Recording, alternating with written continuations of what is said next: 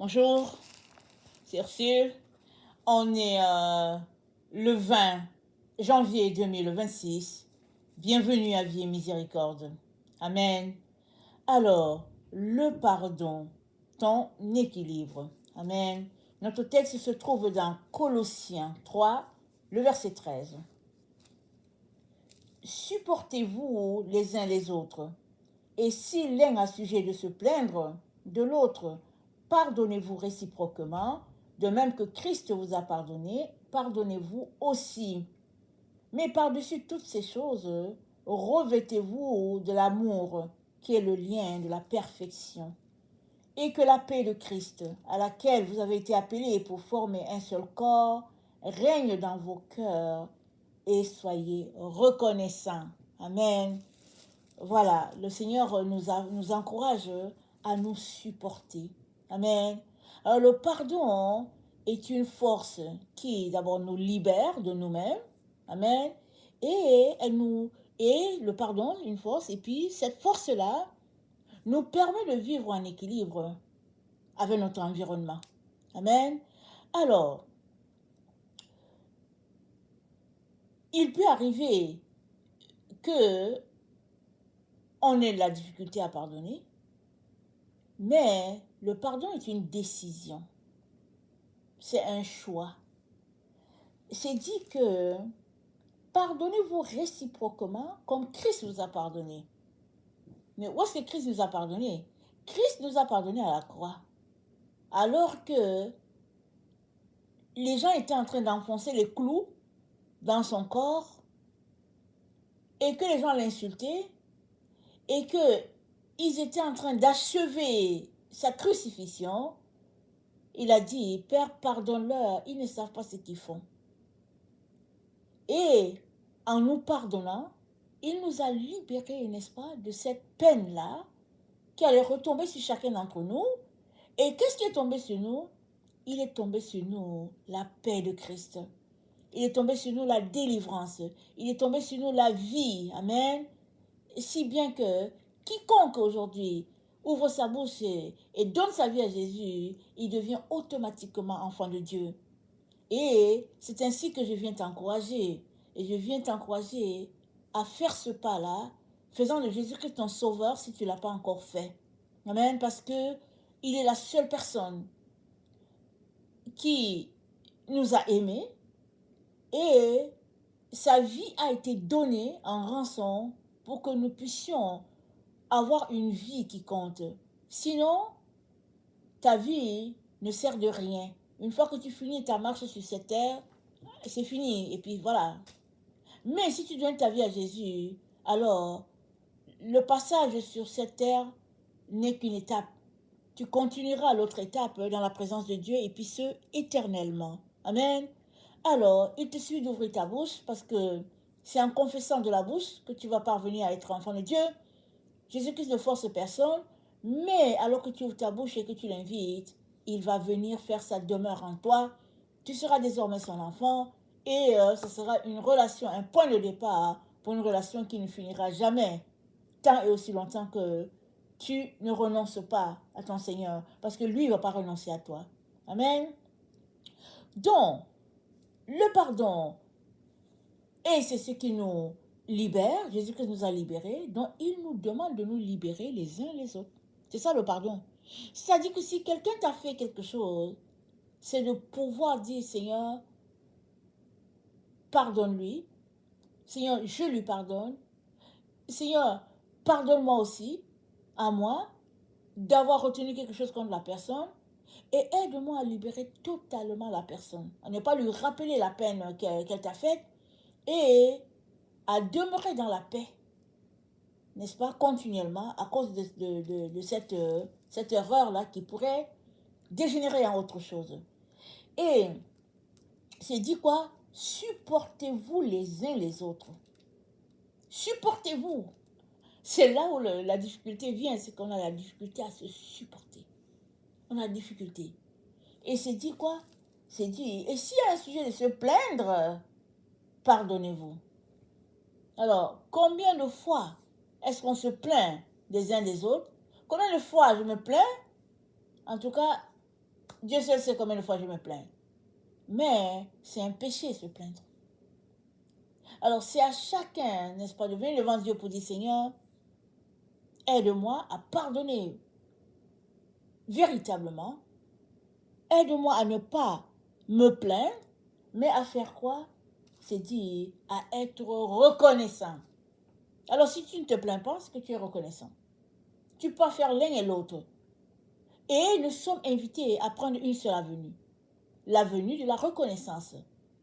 Si bien que le pardon va faire son travail en nous et il n'y aura pas cette branche-là d'amertume qui pourrait s'installer à cause d'un mal qui pourrait nous ronger. Au verset 15, c'est dit que la paix de Christ à laquelle vous avez été appelés pour former un seul corps règne dans vos cœurs. On est appelé à former un seul corps. Alors arrêtons-nous et réfléchissons à cette affaire. Si on n'est pas capable de se supporter ici, là, sur la terre où on vit ensemble, comment est-ce qu'on va pouvoir se supporter au ciel? Parce que ça commence sur la terre. C'est ça que la Bible nous dit. Ça commence sur la terre. Parce qu'il y a certaines personnes qui attendent d'arriver au ciel pour dire, ok, là-bas au ciel, on sera en paix les uns avec les autres. Mais non, ça commence ici. La Bible dit, recherchez la paix et la sainteté, la sanctification sans laquelle nul ne verra Dieu. Ça veut dire que on est appelé à se pardonner, à être en paix les uns avec les autres. Et alors, on pourra voir Dieu. Parce que, alors qu'on recherche la paix, on est en train de se sanctifier. Amen. Alors, dans Philippiens 4, le verset 7, voilà ce qui est dit. Philippiens 4, le verset 7, c'est dit, et la paix de Christ qui surpasse toute intelligence gardera vos cœurs et vos pensées en Jésus-Christ. C'est la paix de Christ qui garde nos pensées. Et la paix, c'est une absence d'amertume, une absence de plainte, une absence de colère. Et c'est là que Dieu aimerait amener chacun d'entre nous. Et on doit aussi reconnaître ceci, on ne peut pas vivre en société sans se frotter les uns avec les autres. Et la douleur de ce frottement peut dégénérer. Et pour régler le tout, le Seigneur dit, pardonnez. Supportez-vous. Vivez en harmonie les uns avec les autres. Alors, est-ce que on le veut? Si on le veut, tout est possible. Mais si on ne veut pas pardonner, alors rien ne pourra se passer. Souvent, on pense que c'est une affaire d'un miracle quelconque. Non, le miracle commence par toi décidant de pardonner à l'autre. Ça commence par toi. Commence déjà à pardonner, à aller rencontrer l'autre. Avant d'aller donner ton offrande à Dieu, assure-toi que tu as fait la paix avec la personne qui t'a offensé. Assure-toi que tu as fait la paix avec Dieu. Ça, c'est très, très important. Parce que si on n'a pas fait la paix avec Dieu par rapport à quelque chose, voilà, c'est une porte ouverte. L'ennemi va venir s'y glisser. Et si on n'a pas fait la paix avec Dieu par rapport à une soeur, à un frère, c'est une autre porte ouverte. Il est important qu'on fasse tout pour fermer ces portes ouvertes. Et Dieu nous a donné la grâce, n'est-ce pas? Parce qu'il est l'exemple que nous sommes appelés à suivre. Et dans Jean 14, le verset 27, Jean 14, le verset 27, c'est dit, je vous laisse la paix, je vous donne ma paix, je ne vous donne pas comme le monde donne, que votre cœur ne se trouble point et ne s'alarme point. La paix de Jésus est telle que on n'est pas perturbé. Mais quand on est dans une situation de colère, on est perturbé. Quand on est dans une situation qui nous dérange, on est perturbé. Et Jésus-Christ nous dit, je te donne ma paix. C'est-à-dire, en échange, prends la paix de Jésus. Même si tu ne comprends pas ce qui se passe, même si ça te ronge tellement, prends la paix de Jésus et dépose au pied de Jésus tout ce que tu vis. Il est le seul qui est capable de guérir et de restaurer. Mieux encore, mets-toi à prier pour celui-là qui t'a fait du mal. Mets-toi à prier pour celle-là qui t'a fait du mal. Prie sincèrement. Ne prie pas pour dire bon débarras, non. Prie avec amour et ardeur afin que cette situation dans laquelle vous vous trouvez ne vous prive pas de vous retrouver devant Dieu. Mais que, comme tu ne sais pas comment régler, l'autre personne ne sait pas comment régler, mais que Dieu lui-même vienne régler. Et souvent, ça peut être une affaire d'orgueil. Souvent, ça peut être une affaire que c'est Dieu seul qui va prendre le temps de marcher avec chacun dans la situation, et souvent, ça peut prendre du temps. Mais la chose à ne pas faire, c'est de ne pas pardonner. C'est la chose à ne pas faire, c'est de garder l'autre prisonnier. Et Jésus-Christ nous raconte une histoire. Il dit, il y a un monsieur qui devait, exemple, 100 $ à son maître. Il allait pleurer devant le maître. Aie pitié de moi, aie pitié de moi. Le maître lui a remis les 100 $. Disons 1000 $. Prenons l'exemple de 1000 $. Le maître lui a remis 1000 $. Son ami lui devait 1 $. Alors, le maître lui a remis les 1000 $. Il est sorti, il était content, il est parti. Et puis, en cours de route, il rencontre son ami. Il dit à son ami, donne-moi les 1 $ que tu me dois. L'ami dit, s'il te plaît, fais-moi grâce, je te payerai. Il dit, non, non, donne-moi mes 1 $, sinon je te jette en prison. Il a jeté son ami en prison. Le maître a appris ce qui s'est passé. Le maître l'a rappelé, il dit, mais toi, je t'ai libéré, non?